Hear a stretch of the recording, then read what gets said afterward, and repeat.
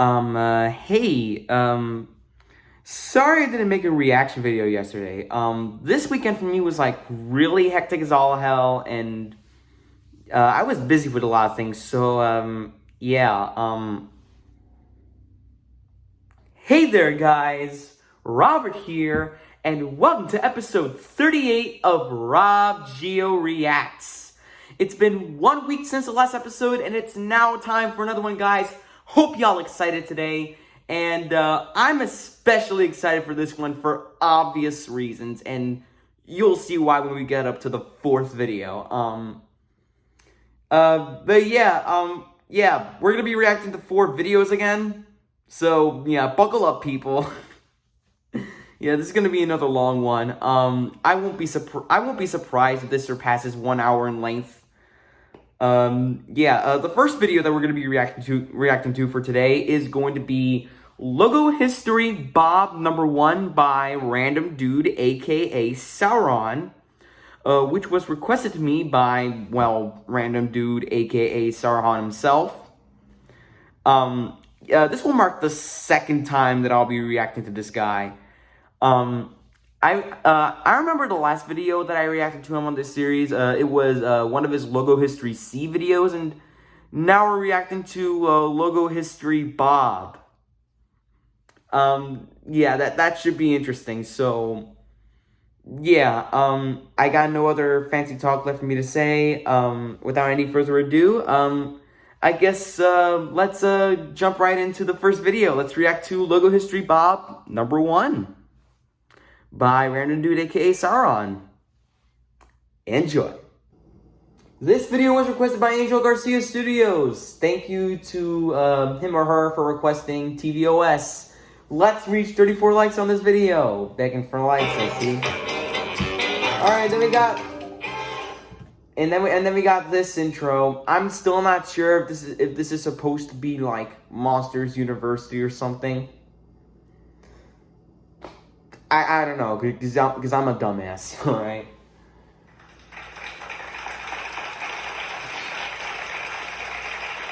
Hey, there's me in the audience! Alright. Hey guys, I'm Bob. Welcome to the first episode of Logo History Bob. Today's episode is about tvOS. Here is tvOS. By all if you don't know what tvOS is.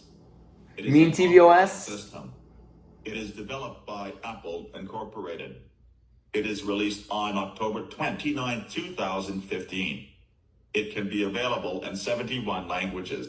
Ooh, that's a lot of languages. Its website is developer.able.com web link. And you're just screen recording it with your now, iPhone X. Further ado, let's get started. 2015 to 2017. There is the word tvOS in purple gradient text. Yeah, just the word tvOS in purple gradient text. It's a cool one, though. 2017 present.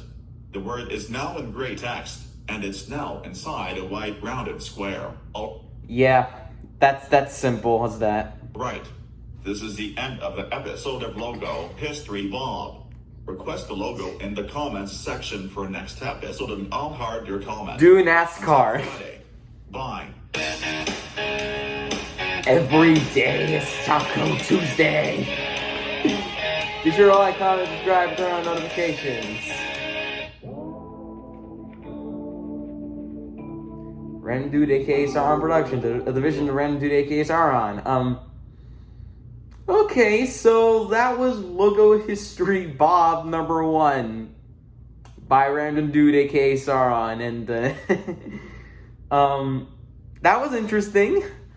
I guess it's basically like Logo History, but it's named after the titular host, Bob. It was a short but sweet and informative Logo History video, and I got nothing much to say there. So yeah, that was Logo History Bob #1 tvOS by Random Dude A.K.A Sarujan, and now for our next video, we're gonna be reacting to Serum3n's Megacollab ranking of the Orb's Adventures Beyond the Ultraworld. I really gotta agree with the majority of this one. That album is indeed a masterpiece. You know, it's kind of like, this album is like the auditory equivalent of like going on a space shuttle and going across the solar system and then reaching like a planet where you'll find like alien life, finding the Ultraworld. I really gotta mention this before I react to this. This is a really, that album is also a really influential release. So now without any further ado, let's react to this Megacollab ranking of the Ultraworld. Enjoy. Alright, at number 10, we have Supernova at the End of the Universe.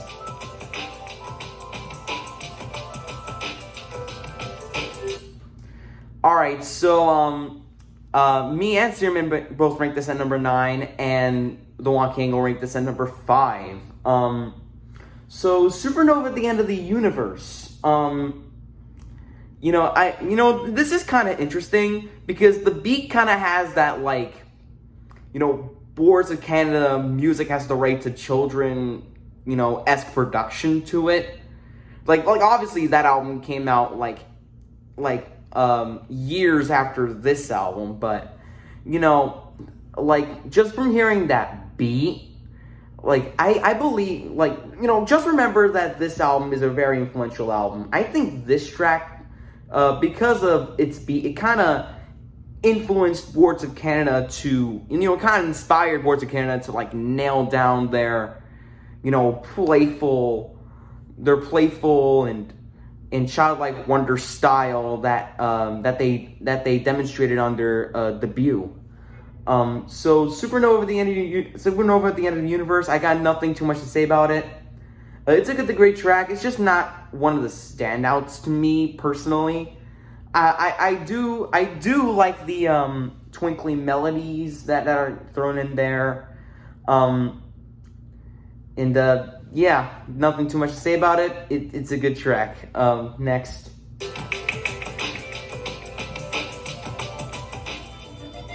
Alright, at number 9, we have Earth, Gaia.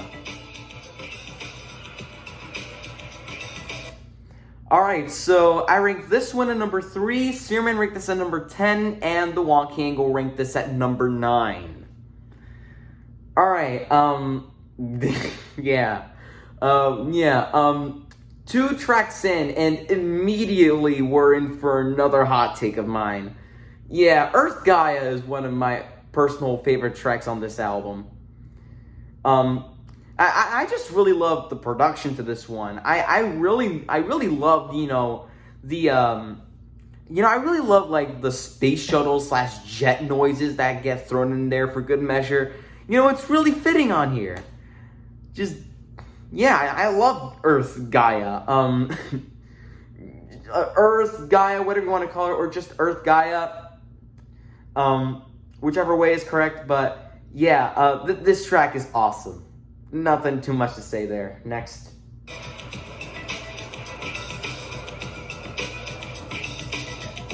Yeah, this fucking bangs. Alright, at number 8, we have Backside of the Moon.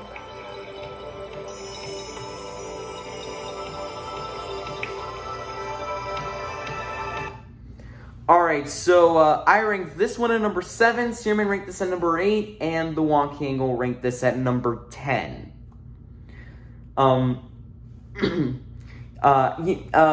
This track is really interesting. I really love how a bit majestic sounding, it sounds, just the melodies to that one, that they really fit on here. The production is it's just really cool.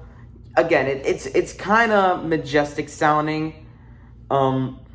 It's kind of like, it also kind of fits with the theme. It kind of makes me feel like, I'm going, I'm orbiting the moon, or maybe just landing on the moon or something, exploring it. Backside of the Moon is a great track. I love it. Alright, at number 7, we have Outlands.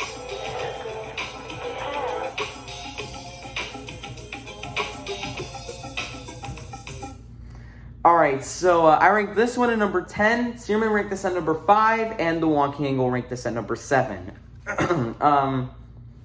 Yeah, Outlands, yeah, it's my least favorite track, but like, my least favorite moments on the album are still good, but not great. This track is just good.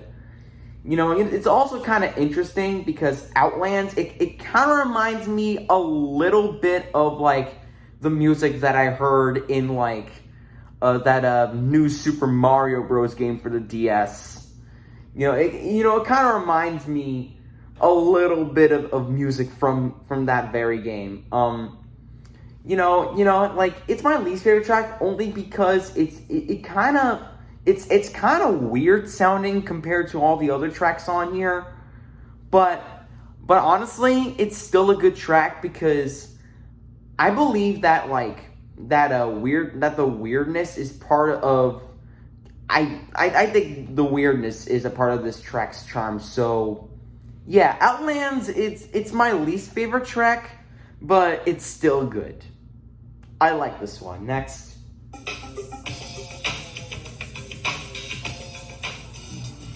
Alright, at number 6, we have Star 6 and 789.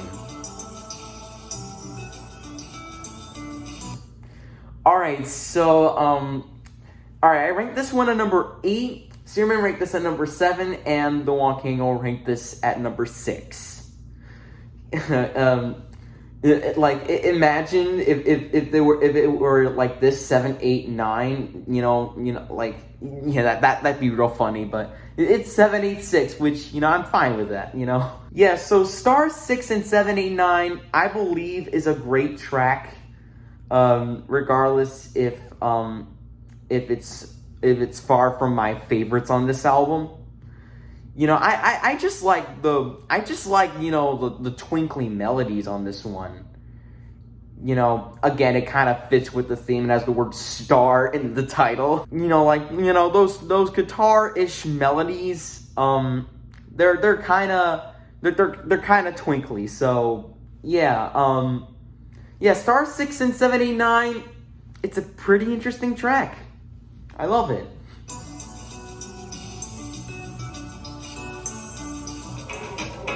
Alright, next up at number 5, we have Perpetual Dawn.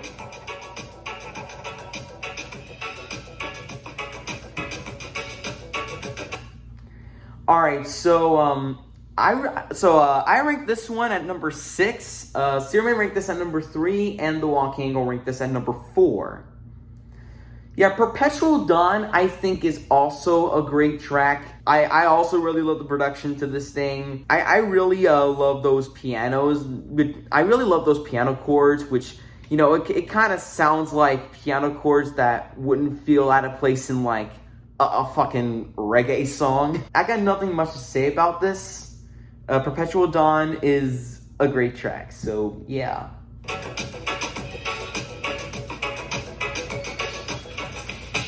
Next, at number 4, we have Into the Fourth Dimension.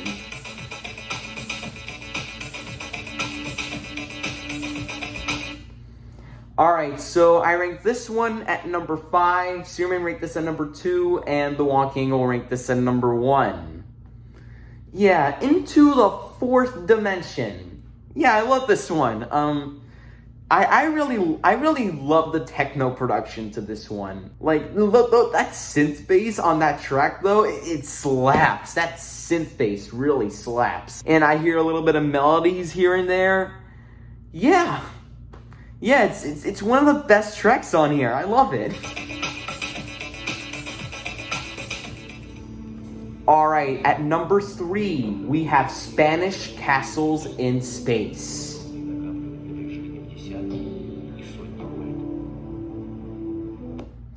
Alright, so, me and Searman both ranked this at number 4, and the Wonky Angle ranked this at number 3. So, Spanish Castles in Space. Outlands may be a weird sounding track, but I believe Spanish Castles in Space is kind of like the weirdest track on here. But it's also, but unlike Outlands, it's one of the standouts on this album. Yeah, Spanish Castles in Space is an awesome track. It's all chill. The melodies are pretty freaking low key.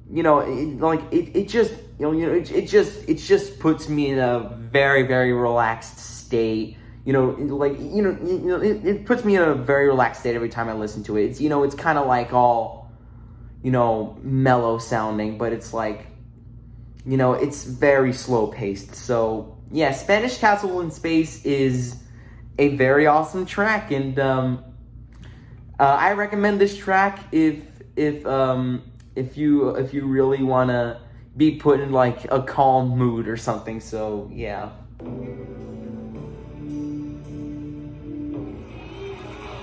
Also, I forgot to say this.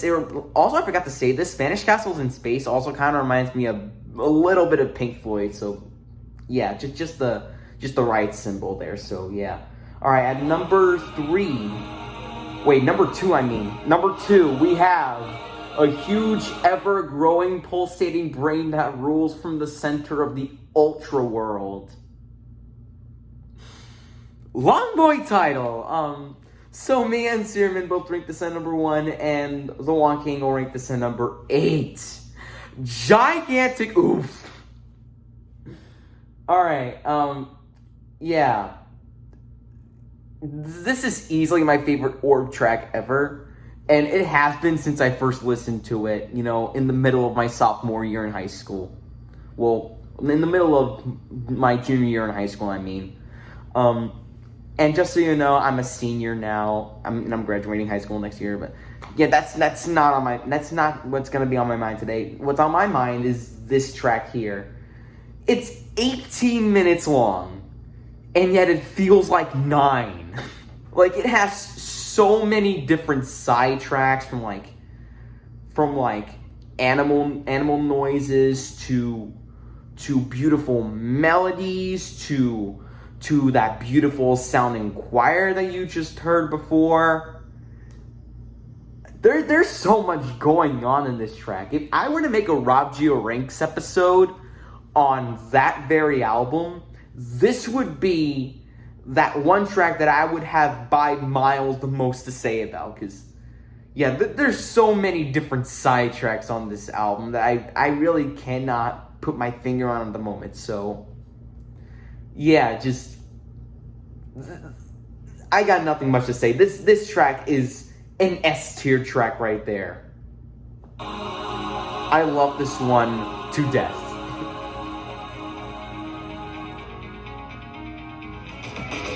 And finally, at number 1, we have Little Fluffy Clouds.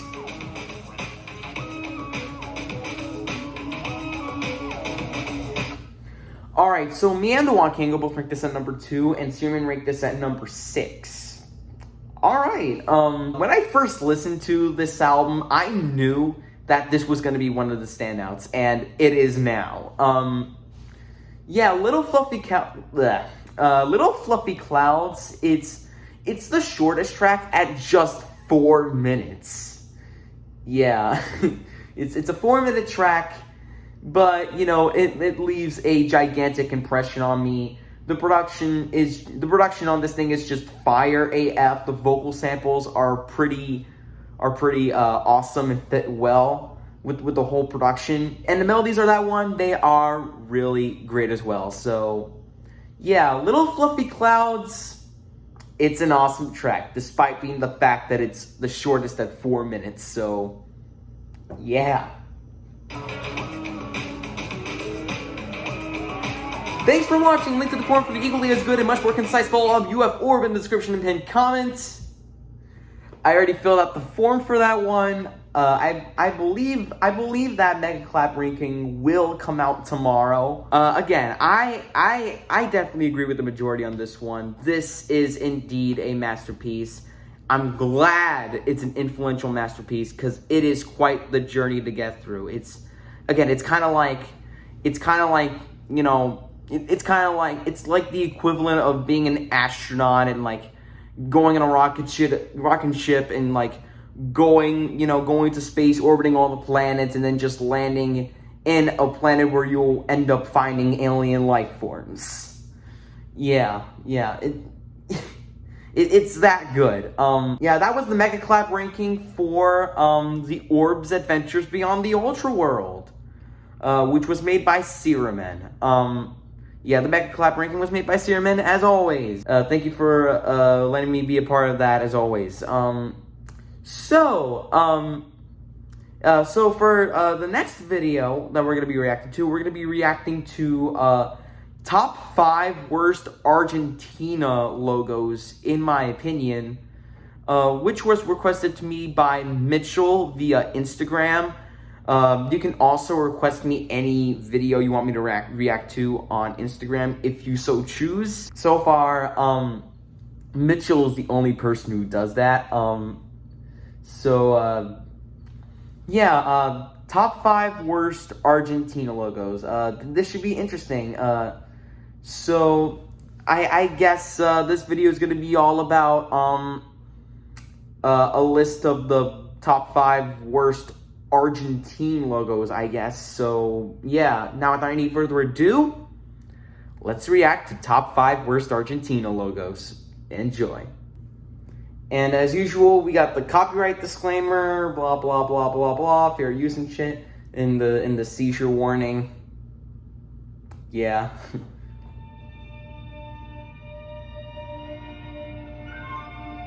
I'm still loving that intro.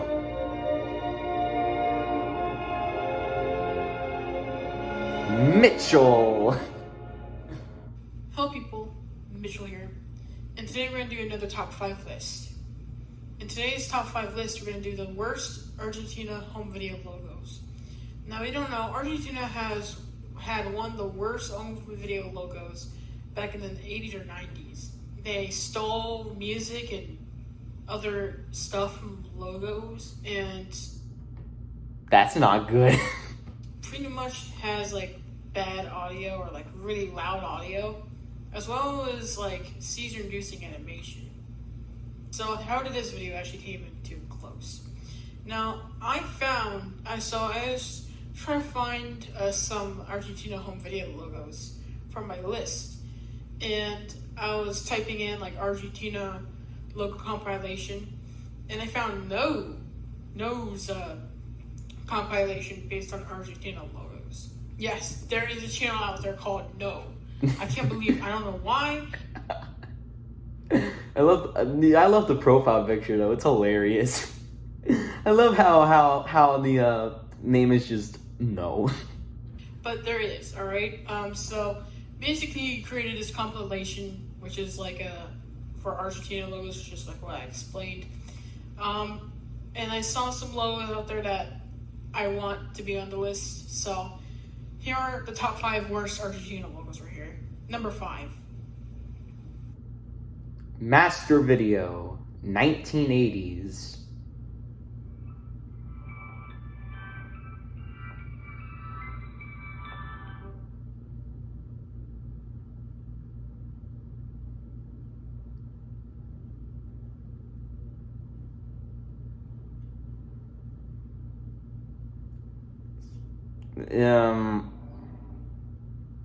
It's meh.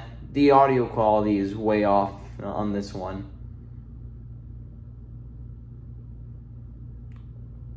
Presenta. It's Spanish for presents. Master Video SRC. Dang, this logo is pretty dang loud. Like, it's pretty loud. Like, wow. It was like this in that video, so it might have to do with copyright strikes. I don't know. I'm using No's video for the logos, by the way. Like, and I saw the warning screen, and that's even worse than the actual logo. It sounds so horrible. The audio is so loud that I can barely even hear anything. Yeah. Now I'm going to show you the logo. By the way, I edited the logo a little bit so that I don't get copyright claims as well as you being ear raped. So yeah, here's the logo. All right, show me.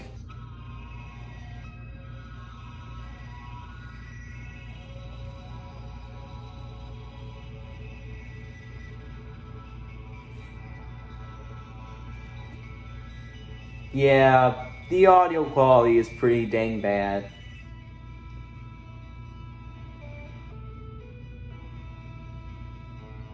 Yeah, it sounds pretty loud, yeah.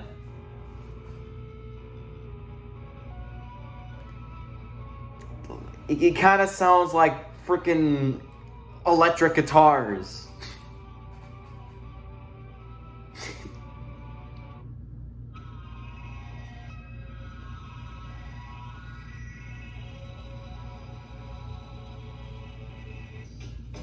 Back to video. It doesn't make me deaf, but like seriously, it's so loud to the point where it's on the level of like Columbia. I forgot what their company name is, but here's their logo, and also your reporting.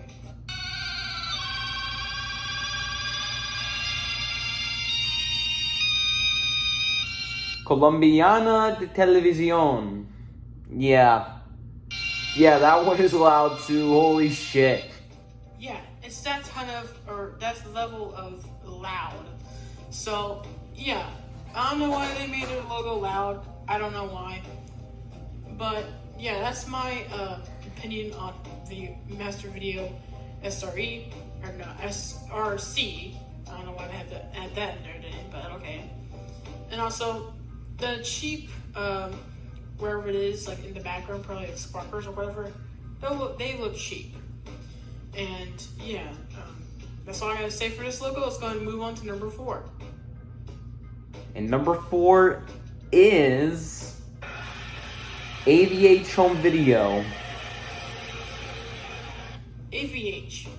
Now I saw a video from them, like, I don't know, like something about Warner Home Video, and I saw this logo. Like, I actually saw the logo from the compilation, but it's loud. It's loud as also, it's literally also loud. And I found a video by a random person, which is actually from them. And it's about Warner Home Video. And it had the logo in there, and it had nothing to do with a gym, by the way. Like, I bet you most of their movies has nothing to do with a gym. Why is the logo taking place in a gym? I have no idea. Yeah, I see. I agree with you there. Yeah, it's kind of weird for this logo to take place in a gym. I don't know what AVH has to do with exercising or some shit like that, but yeah. But let's go ahead and talk about the logo itself. The audio is so loud. It's literally loud. I don't know why it's need to be loud, but let me guess, are all the logos going to have very loud quality? I don't know. But yeah, I don't know why it takes place in the gym and the audio is loud. That's my opinion, and well, the animation is kind of cheap a little bit, so yeah. So let's go ahead and go to number 3. And number 3 is Optimus Productions SA.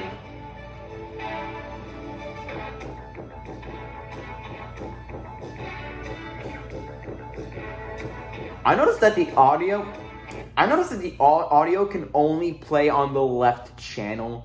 And this is especially noticeable when you're wearing earbuds or headphones. Obviously.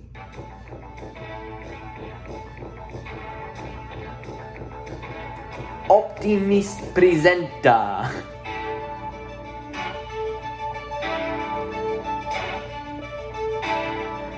Now, Optimus Productions, I think that's how you pronounce it, SA. I talked about it on my top 5 worst logos list, but I actually explained it in one of my shorts right there. But I need to mention it again because people don't understand. They don't even watch the shorts I make. So I don't know if you do actually watch my shorts. I don't know. I don't know, but I hope so. So the reason why I added this onto the list is because of the seizure-inducing animation in the background. Yeah, the colors can really hurt, like the viewer's eyes or some shit like that.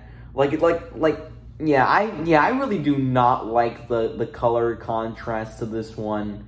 It's all green and purple in the background. Like, they just don't contrast very well.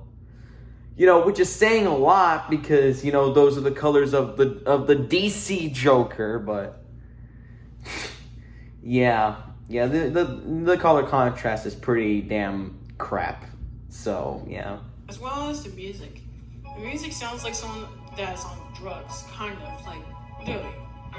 And also, you can only hear it on the left channel. You cannot hear it on the right channel. It was like someone's on drugs. And now let's go and talk about the animation in the background. It's so seizure-inducing. The colors keep moving all the time. And it's especially noticeable here. Like, the colors move at flying speeds. Like, you're gonna give someone, like, within a 5-mile radius, an epileptic seizure. Like, it's so, like, yeah, I agree with you. It's seizure-inducing. Like, I don't know how to explain it. Sorry, that's my answer there. But anyways, I don't know why you gotta make the colors, moving. Like, why is the colors of the background moving? And even worse, it zooms in and it makes it even worse. Like, it's so seizure-inducing, dude. Yeah. So, that's the thing that's what I gotta talk about. Like, even worse, they even put the presenta text or the presents text right on top of the blue text or whatever that was, like the swervy thing. I have no idea what that is. But yeah, they cheaply put it in there and they don't even erase it. It's literally still under the thing. Just move on. Alright, number 2 is Producciones Home Video, 1980s. Kind of reminds me a little bit of the BND logo.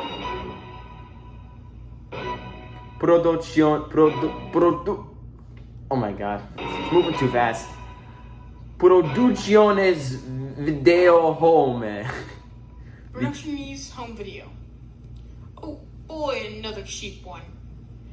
This has no animation. It's just like moving to frame. It's literally bad. Like, it doesn't even have an animation that well. Like, the animation, I don't know how you call the animation. I don't even know. Like, it's so bad to the point where I can't even call it animation. Yeah, and it's real bad. That, there is a gradient background. Don't know why it has to be a gradient background, but, well, I do have a gradient background, because why not? But for this logo, there's no need to have a gradient background. Like, sure you need, sure, I get it. You want to make your logo, like, fun, hip, or whatever. But this just makes it cheap, and it just makes it really ugly and whatnot.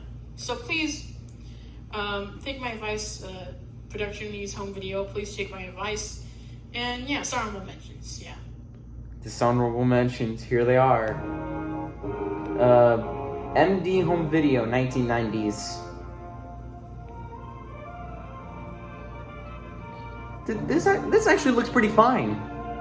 I actually like it quite a bit. Doesn't sound that bad. Reimagine Home Video. Okay. Okay, now I'm starting to notice that this logo in particular, I think it actually stole music, from somewhere. I think it actually stole music from somewhere. So, Mitchell, let me know in the comments, music in which the logo stole. Just let me know what the stolen music is, because I don't remember, but I do know it's from somewhere, I believe. So yeah. Sega Home Video.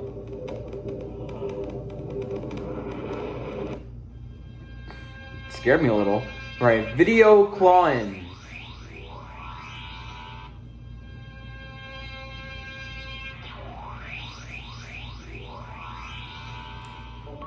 Yeah. Now let's go ahead and That's explain the honorable mentions. No one even does this. I don't know why, but they don't even explain it. MD Home Video. Awful and cheap animation for the clips wherever they are, like sports or whatever. I don't know. But the clips have terrible animation and yeah, like it's. Well, honestly, I don't think they're terrible or anything. You know, like, you know, at least they don't move like, you know, the text of the number 2 where it just moves like frame by frame by frame by frame. That's just bad animation. This animation right here, in my opinion, is kind of interesting. It kind of flies around, you know, but at least it's not in a bad way like the number 3 where like the green and purple contrast just flies around like crazy and gives people an epileptic seizure. So Really, it's a cheap mess, that's got all to say. Magic Home Video. It completely ripped off the freaking music from via Steel, like from Viacom. Okay. So this was ripped off from the Viacom logo? Okay, interesting. Literally, this is like not the only one that steals music. There's multiple more logos in this that stole music. And in Sega Home Video, it's creepy. I'm not gonna lie. I don't know why they completely stole the name from Sega. Yeah, I don't know why they actually made their logo creepy. Yeah, this logo is probably almost as creepy as like freaking like Sonic CD. Now, video content, I heard from Mr. Director Rate from his top 5 worst logos of all time that they stole music from the Dick Clark Productions logo, and I never saw it before, but I don't know if it actually is. But if it is, then that's a no for me. Like, literally, why do you need to steal it? You know, there's like, literally, have you heard of lawsuits? Yeah. Just make your original music. Alright? Like, if you're making, like, your original logo, make original music to accompany it. And, honestly, I'm not really one to talk because the audio for my intro is like the Windows 2000 startup, you know, but in reverse. And then the audio for my outro is just the freaking the Windows 98 shutdown sound, and that's it. So I don't think I'm even one to talk. So yeah. You know, have you heard of lawsuits? All right, now let's go and go do with number 1.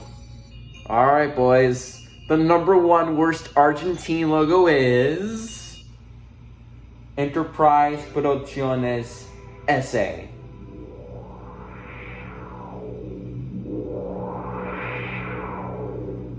I wonder how this is the worst logo.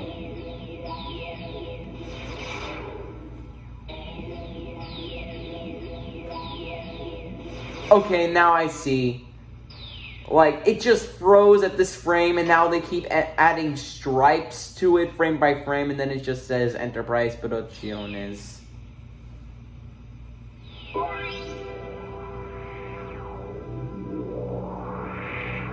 Presenta. And then they cheaply put that there. Enterprise Producciones. Now, this is why I include this on number 1. Let's go and talk about the big elephant in the room here. They completely stole the Prism Entertainment logo, and they put blue lines almost at the end of the logo. They put blue lines with their text on top of the lines. Yeah, I see. They just made the logo freeze at this point, and then they keep on adding stripes frame by frame, and then cheaply put this text on the top of it. That's not how you do it, all right? And they make it so that it's moving up, and that's the logo. they completely stolen the Prison Mayor's Hayman logo, and they just configured it around just a little bit, and just I'll believe you there. I'll believe you there, Mitchell. I also believe that this like logo was stolen because, just so you know, I've never seen this logo before up until this point. So when I first, at first when I saw this number one, I was like, oh, okay, the animation is pretty awesome. And then at one point they just freeze and again they keep on adding stripes and then cheaply put text. And yeah, now I believe that it was stolen from somewhere. The logo. Just add cheap effects into there. I think the reason why they added the blue lines is to actually cover up the logo from getting a lawsuit. So yeah, that is horrible work, dude. That's a horrible way to cover up your logo trying to get into a lawsuit. So don't be like, please, if you're like living in the Argentina country, or whatever, please don't do that ever again in this century, because these logos were actually from the 90s or 80s, because at the time they were bad. So in the 21st century, please don't do that. You'll easily get yourself in a lawsuit, and that's all I'm gonna say. You probably get in a lawsuit. Don't even steal people's work. And I also saw India actually, I saw India done this as well. I saw multiple countries from around the world actually done this too. So not only was Argentina doing this, but multiple other countries were doing it as well. So yeah, pretty dang bad. Anyways, that's it for this top 5 video. I hope people enjoyed my video. Please don't actually take this seriously, and don't actually go with my opinion. This is my opinion, all right? Don't actually take it as like a bad opinion. You can disagree all you want, all right? You can disagree all you want. Don't hate me on it, because it's my opinion. Don't hate me for it. Yeah. I hope you people enjoy this video. Hit the like button as you knew, subscribe button, also the post notification bell so you can get notified by my latest videos. Thanks for watching, and bye. Man, my English is so bad. Alright, and it's over! Alright.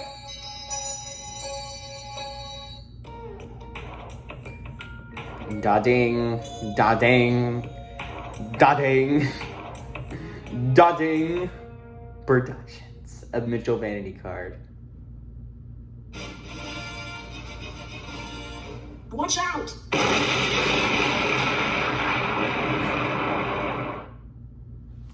Aw, they removed that, I've always enjoyed that ending logo there. It had its own charm about it. Alright, so yeah, that was the top 5 worst Argentina logos video by Mitchell, which was requested to me by Mitchell via Instagram. And yeah, I'm having butterflies in my stomach right now because of what we're gonna react to next, but the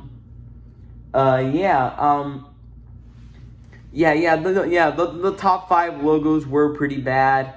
Yeah, all of them all of them range from pretty to pretty bad as all hell, except for like the first dishonorable mention, and they stole and the logos either stole music or stole the logos. Like, bro, that's not how you do it. Especially the last one. Like, the last one has to be a joke.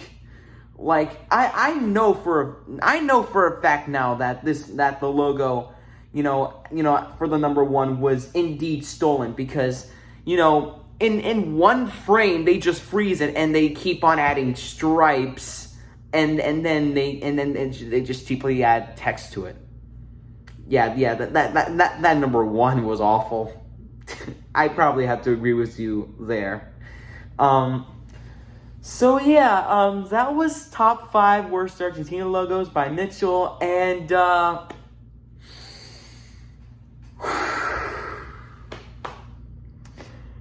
we're doing it. We're doing it, people. We're actually doing it. I'm actually reacting to the Wonky Angle. No joke. Yeah, I swore in the future that I would react to the Wonky Angle sometime in the future, and here we are now. We're about to react to this dude. I'm actually pretty nervous about this because the Wonky Angle is my favorite YouTuber of all time at this point. Like, it's pretty clear as all hell that he puts a lot of effort into his reviews. You know, it's just... yeah, and you know, and it's also just the fact that he's one of the only few electronic music reviewers. Like, not many music reviewers stick to just electronic music reviews, so...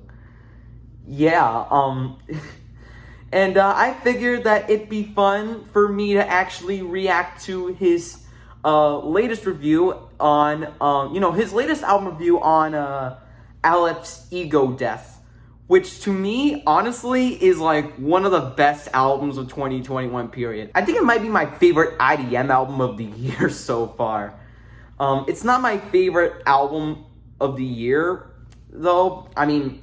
you know, that award so far goes to Porter Robinson's Nurture. Yeah, Nurture really got some competition because, yeah, Ego Death is just an awesome, awesome album. Also, I won't be pausing, you know, the last video too much. I'll only pause the video when he talks about the tracks that I think are standouts. Now without any further ado, it's time to react to the Wonky Angle's album review of Aleph's Ego Death. Let's go. Here we are. My first reaction to my favorite YouTuber of all time. Yes, we're reacting to him and his near 11-minute review of Ego Death. I've never been this nervous for a reaction since episode 2. I am totally unprepared for this. I'm so scared to hit the play button. Let's do this. 5, 4, 3, 2, 1. Hello everybody, welcome to the Wonky Angle, where I talk about electronic music, both new and old. And today I'm talking about the new album from Aleph, Ego Death. Alright then, so I've been hearing quite a bit of buzz surrounding this project. First heard about it through one of my regular commenters' fan ranking, then Ryan from Not Real Music recommended it to me and gave it a pretty glowing review. Then I heard it got some traction from the Rate Your Music crowd. I saw this guy's name among the lineup of artists from the Upscale label and adjacent crowd to that, doing a live festival on Twitch next week. And even a plug from Amon Tobin through the No Mark Records Twitter. Yeah, that's right. My first discovery with this album is, well, some of you may know I'm subscribed. I've been subscribed to Searman for a couple months now, and my first discovery with this album was when Searman actually came out with his own ranking for this album. So I listened to the project, and then after that I was like, okay, Nurture do be getting competition. And as soon as you listen to this, you're gonna be like, hey Robert, you're right. Nurture do be getting competition. It's been drawing a lot of excitement from all around, so of course I had to give it a shot myself. I've actually been sitting with it for quite a while now, deciding how I feel on it. I think it came out last month or something, or at the beginning of this month. Though right off the bat, it sounded to me like a mix of sounds pulled out of the likes of Sakura Burst's Deconstructing Nature, Koan Sound's Polychrome, and Rob Clouth's 0 Point. Which is only a good thing in all cases. Yes, we have a new addition to this current wave of modern IDM-type artists in the same vein as those on the Upscale roster, among others, as I mentioned. I've given out glowing reviews to nearly everyone who's put out a project in this style, and surprise, this is not going to be any exception. Yeah. Yeah, Yeah, this might be my favorite IDM album of the year. Just some of the best IDM production I have ever heard all year long. Let's keep watching. Yeah, for the most part, I can pretty much confirm the hype this project's been getting in all directions. I thought it was great all around, from its tight construction to its spot-on production quality. So do I. And its variety and pacing. Just really well done across the board. Now, I don't think this project is going to be anything game-changing. Aleph is not at the point where I would be able to recognize the sound from a distance. And this album didn't explore any territory in this genre that I hadn't already heard before several times. And its somewhat anonymous approach did lead to this album needing a while to grow on me. And there are other minor issues I have and may as well get out of the way. Most notably the inclusion of a few voice samples that get introduced in some tracks, especially the intro and the title track that talk about twisting reality with computers, talking in Technicolor because of having done a lot of drugs as a part of some kind of medical test or something like that. And stuff like that. While I do like the way these voice snippets sound, they're somewhat lo-fi sound quality, and the way they're placed in the mix kind of reminding me of the Orb.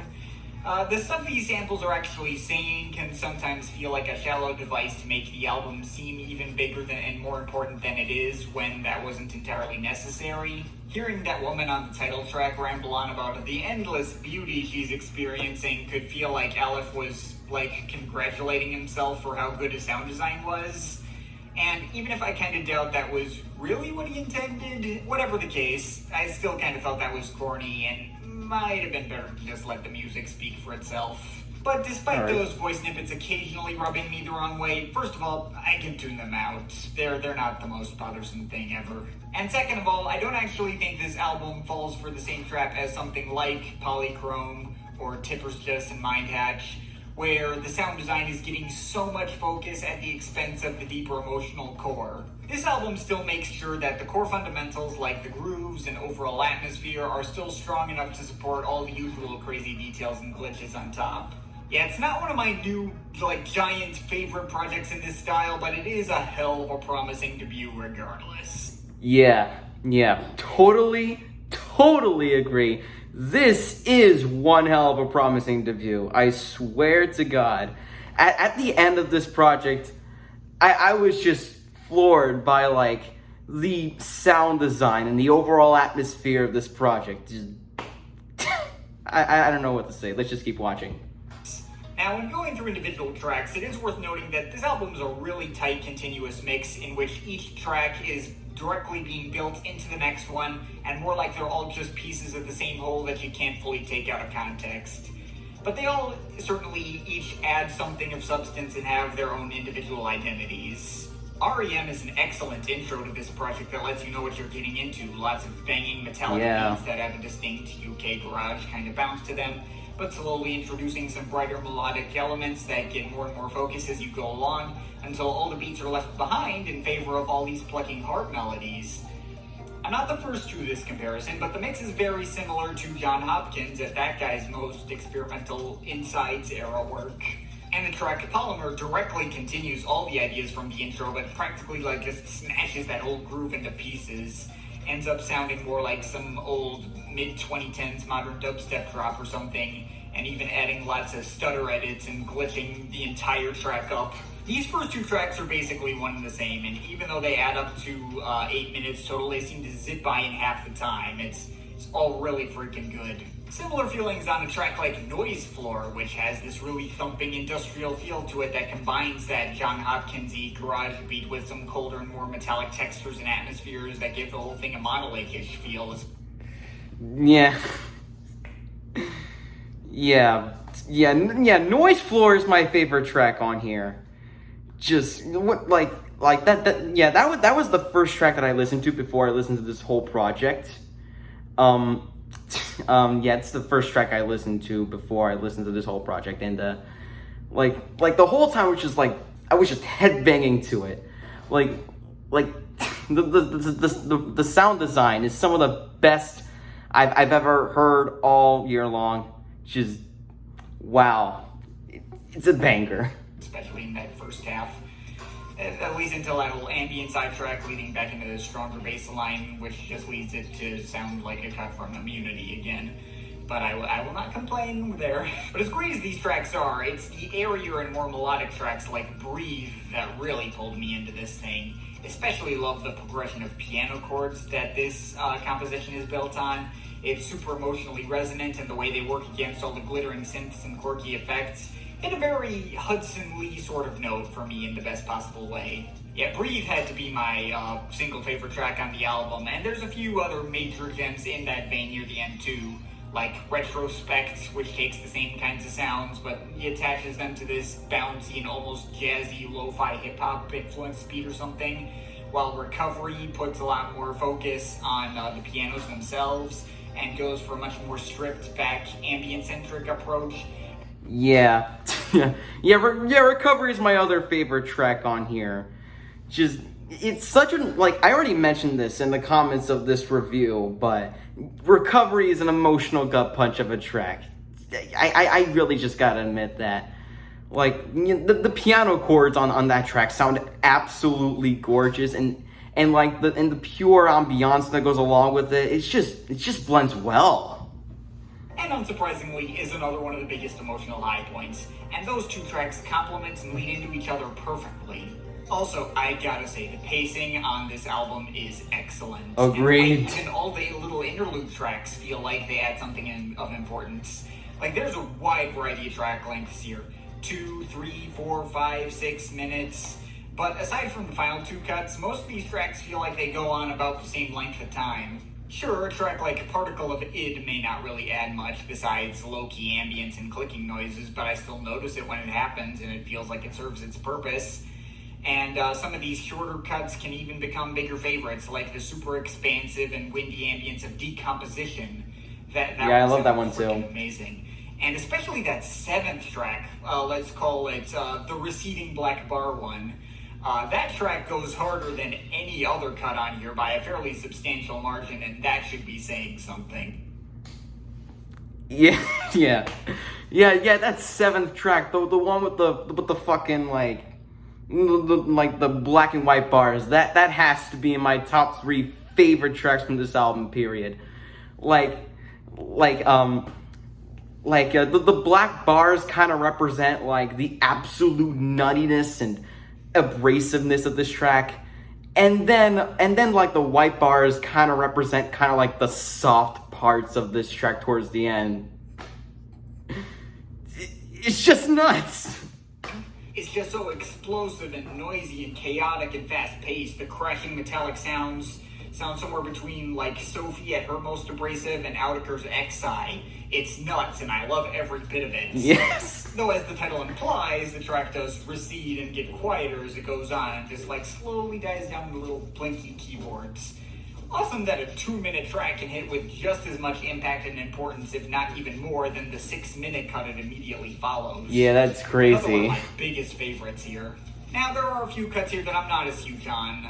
Essence Recall Artifact Mix. That one's nice, has kind of like a wavering beat that slowly plods along, and has a few neat xylophone-ish tones throughout.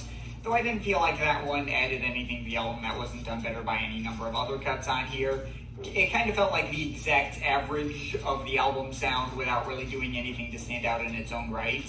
Still fits into the pacing pretty well, though. I never felt the urge to skip it. And then you got something like the title track, which goes on for 10 minutes, and perhaps unfortunately that's the one moment where I felt like it probably didn't need to go on that long. Yeah, I'm not huge on it either. I'm conflicted on this one though, because the first half of this track is amazing. It starts out in this mix of chopped up vocal samples and banging beats that seems like a direct homage to Burial style, and blends into this really dramatic ambient section that introduces all these beautiful flute sounds. But after the first 3 minutes, we switch over into these darker and much less melodic sounds that switch between industrial grooves and spooky ambience, which is also good, but not as good as that first segment.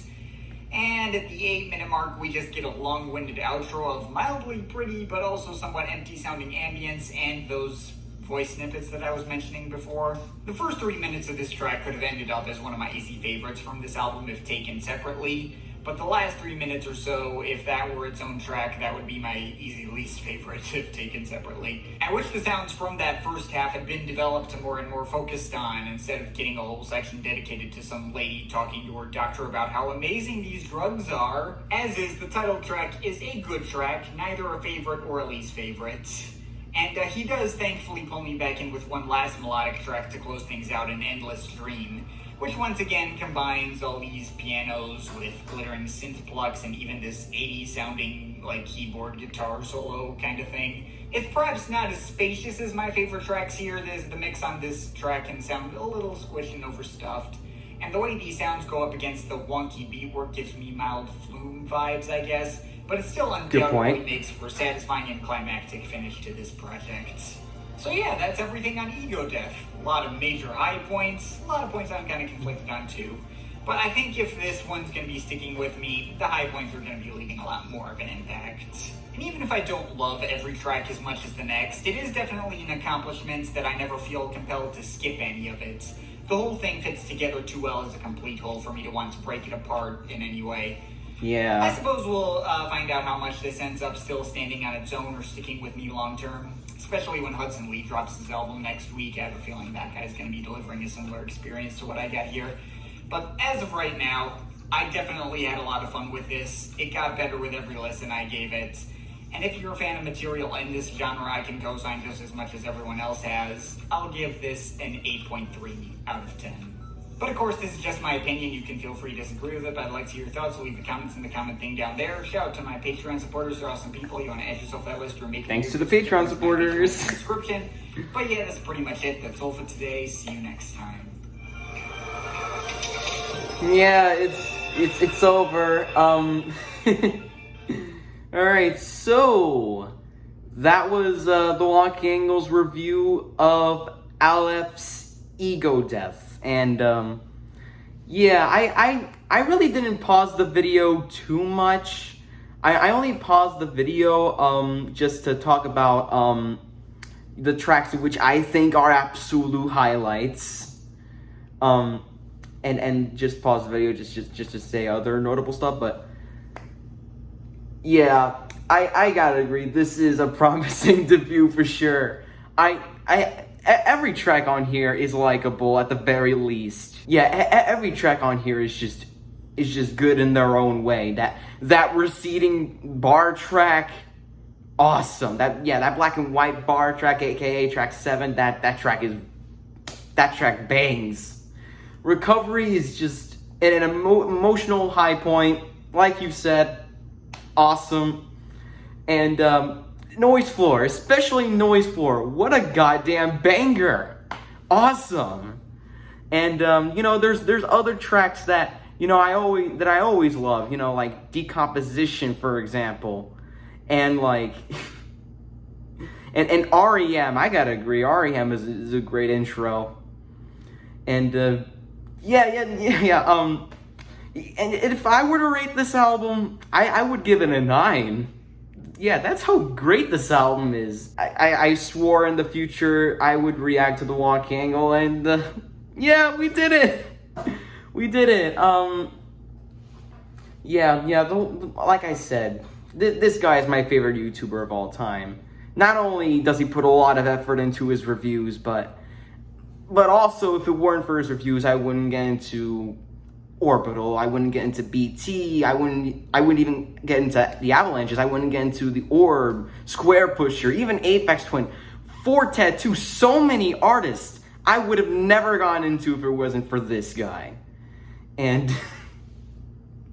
I would even go as far as to say that he's a goddamn hero for even getting me into said artists through his reviews. Just thank you for being such a legend. Thank you for being such an inspiration. And just thank you for reviewing this album. Because this album is excellent. Phenomenal AF. Alright, alright, so that was Tommy's review of Ego Death. And yeah, we finally made it to the end of this video, guys. Thank you so much for watching. If you like this video, give it a like, share it with your friends if you want to, and leave a comment down below. And as always, Don't forget to subscribe as we're on the road to 6,000 subscribers. We're well on our way to 6,000 subscribers. We're very, very close. For the 6,000 subscriber special, I plan on doing a 5-part special. So the closer we get to that milestone, the closer we can get to actually be doing this. So yeah, that's pretty much it, guys. Thank you for watching. And as always, I'll see you all in the next video. Bye-bye, guys.